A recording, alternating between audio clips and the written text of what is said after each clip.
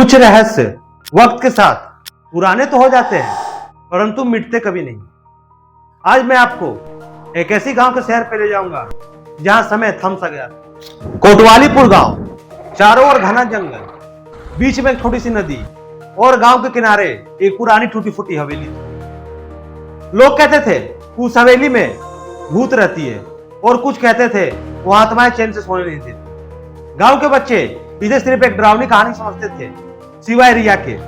रिया और हवेली का खिंचाव। रिया एक 17 साल की समझदार, जिज्ञासु और साहसी लड़की थी। वो इन सब बातों पर विश्वास नहीं करती थी जो बिन वजह डर पैदा करे। एक दिन गांव में जब मेला लगा तो रिया अकेली हवेली में चली गई और किसी को भनक तक ना लगा। रिया शाम तक घर नहीं लौटी।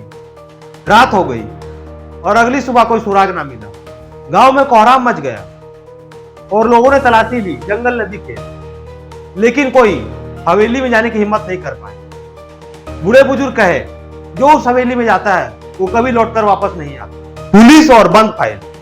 रिया की गायब होने की रिपोर्ट दर्ज की गई। पुलिस आई, कुछ दिन जांच चली, लेकिन फिर मामला ठंडा पड़ गया। एक पुलिस वाले ने बताया हम हवेली के पास भी नहीं जा पाए, जैसे वहां कोई आदिल से ताकत हमें पीछे खींच रही है।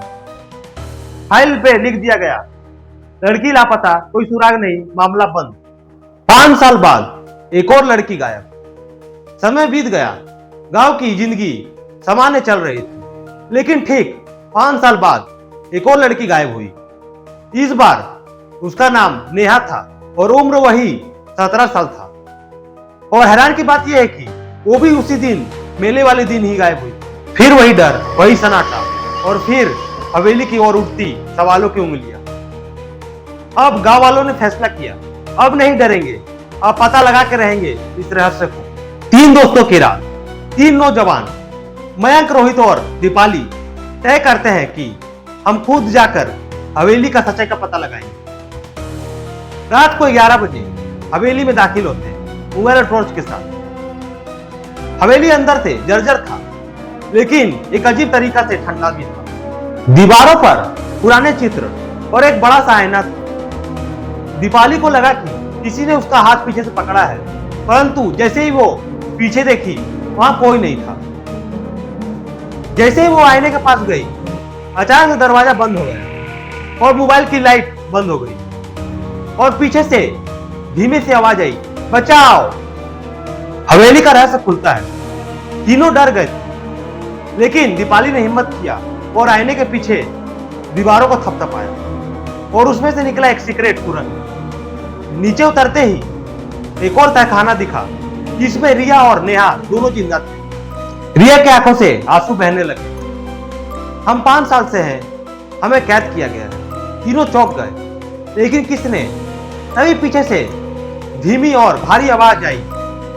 वो नहीं चाहती थी कि सच्चाई सामने आए। वो थी गांव की पुरानी पंचायत प्रमुख श्री मालती देवी, एक प्रतिष्ठित चेहरा, लेकिन असली रूप में हवेली की वारिस और एक धन की औरत थी। वो लड़कियों को पवित्र आत्मा का अवतार मानती थी और उनके माध्यम से आत्माओं से बात करने का दावा करती थी। नेहा और रिया को बंद करके उन्हें साधना में इस्तेमाल करती थी। रहस्य का अंत और न्याय। तीनों ने वहां से निकलकर सबूत इकट्ठा किया और पुलिस को बुलाया। तहखाना खोला गया और मालती देवी को गिरफ्तार किया गया। नेहा और रिया को मेडिकल जांच और इलाज के बाद ठीक किया गया। गांव में सुकून लौटा। हवेली में सरकारी सील लगाकर बंद कर दिया गया। कहानी तो खत्म हुई, पर रहस्य नहीं। अगर आपको यह वीडियो अच्छा लगे तो हमारे चैनल को सब्सक्राइब करना ना भूलें।